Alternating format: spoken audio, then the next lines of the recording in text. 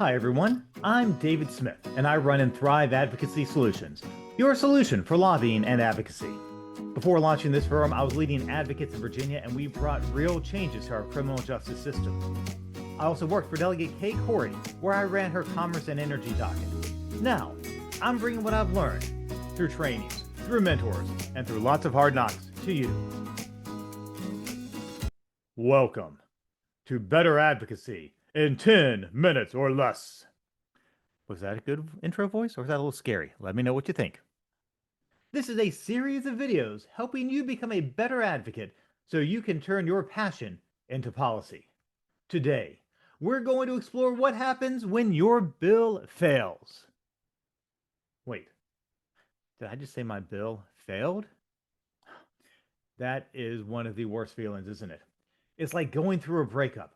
You've invested all this time and energy and passion, but didn't get any of that love in return. It's disappointing. Maybe it feels embarrassing. Do you feel heartbroken or frustrated? Whatever feeling you have, it's okay to sit in those feelings. It's okay to have those feelings. But it's also time to move forward. Don't even consider not coming back next year. You have the passion, you have the power, and you have the policy solution, even if it didn't feel like it this year. So, when your bill fails, I'm asking three things of you. First, learn. Then, make a plan. And finally, don't give up.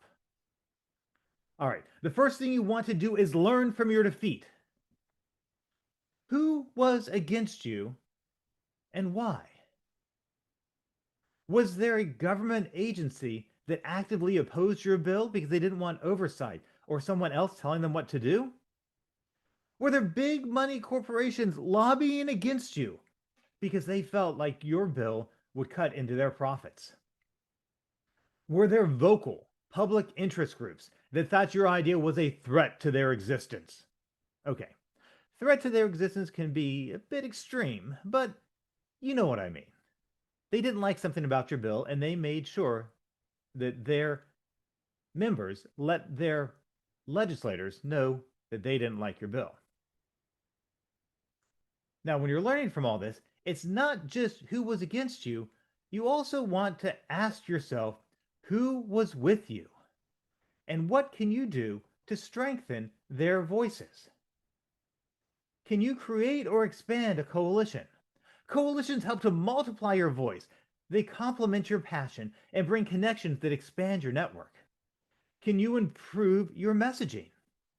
You know, we think we've got the perfect words. We think we've got the perfect buzzwords and keywords and search engine terms and great snazzy social media lines to grab people's attention, to move our ideas forward. But it's easy to fall into partisan buzzwords without realizing it. Did that happen? You know, we can think the problem is self-evident too. But is it really? You see it. But sometimes you have to use your messaging to help other people see it too. Do you need to train your team in advocacy? Did all the emails, calls, and legislator visits happen like they were supposed to? Was the message delivered effectively? You know, a little extra training can go a long way. Finally, think about who was on the sidelines. Were there people or groups you thought would come out for your bill, but did not? Find out why they didn't. Have conversations with their leaders. Find out what you can do to bring them on board. Also, think about who I'd like to bring onto my side. This may not be someone with a shared interest in your passion or policy, but could be someone who can influence those key decision makers that you haven't been able to get to yet. Now that you've learned from this last session, it's time to make a plan. First thing we want to think about is, where can I improve my bill? What did I learn from the questions and objections that were raised? Were certain parts confusing? Were there unintended consequences, perceived or real, that kept people from backing it? Take these into consideration as you draft a stronger bill for next year. Next, who do I need to get on my side? Who can I bring on as teammates? Who are the key influencers you need to build relationships with? These could be legislators, aides, leaders of other advocacy groups, journalists, influential bloggers, local leaders, business leaders. Do you get the idea? Yeah. The list could go on and on and on. But these are the folks that the decision makers in the Capitol listen to and respect. And when you're looking at who you need to get on your side, pay attention to the party that's in power. Next is messaging. How can I make my message more palatable to those who oppose it and that I need? I mentioned a minute ago, messaging is key.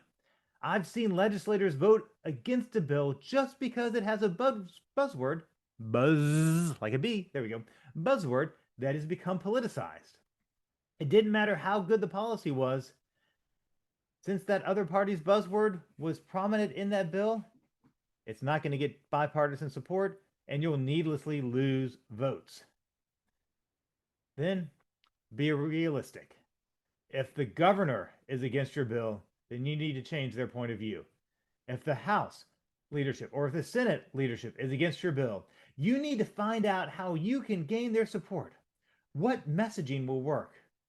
Just because you like the argument doesn't mean that your opposition will like your argument. Okay, now that you have your plan, do not give up. This is your passion. You know this will make great policy. You also know you've got one heck of a climb in front of you. But it's not just you in this fight. You have your supporters. Working together, you can reach your goals and change the policy in your state for the better. Thank you so much for watching this short training on what to do when your bill fails. Like and subscribe to the Inthrive Advocacy channel to get notifications of new videos. Be sure to check back every Friday for a new Better advocacy in 10 minutes or less video.